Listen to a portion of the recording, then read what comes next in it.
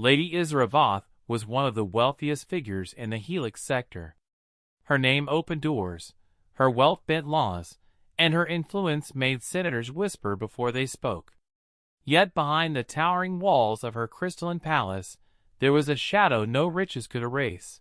Her son, Kale, born with a degenerative neural condition that left him frail and immobile. The finest physicians of the Voth dynasty had tried. Robotic surgeons, genetic sculptors, and psionic healers all failed. The boy could not even lift a spoon, and his once bright eyes now stared at the ceiling for hours, unblinking. To Isra, he was her world. To the rest of the galaxy, he was a pitying footnote. One quiet cycle, Isra left the boy in his private ward under the care of his usual attendants. But when she returned early from a council meeting, she found the room oddly silent. The staff were absent. The lights dimmed. And there, kneeling beside Kale's chair, was a man in a faded maintenance uniform. Terran, judging by his rough hands and patched sleeve. A human janitor.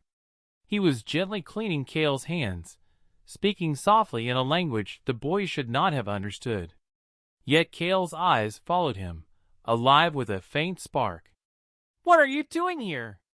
Isra's voice cracked like a whip. The janitor turned calmly, lowering his cleaning cloth.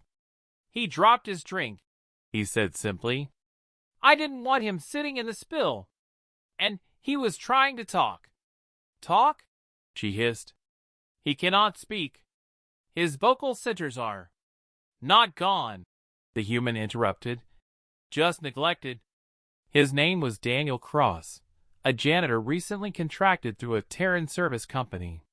He had no medical degree, no high title, just experience. He once volunteered in human war clinics where they taught broken children to move, to speak, to live. "I see more than dirt," Daniel said quietly. "Sometimes I see what others gave up on." Isra should have dismissed him. She should have called security. Instead, she watched as Kale's fingers twitched toward the janitor's hand, watched as the boy's lips trembled with an attempt at a sound. It was the first noise he had made in months. Intrigued, Isra ordered the human to continue visiting. Days became weeks. The janitor would arrive after shifts, bringing simple tools, textured blocks, a small vocal board, even a basic Terran neural stimulator he bought with his own credits. He did what no elite physician had done. He listened. He cleaned, yes, but while cleaning, he spoke to Kale as though he were whole. He challenged him, taught him to squeeze, to respond, to choose. And slowly, and possibly, the boy began to respond.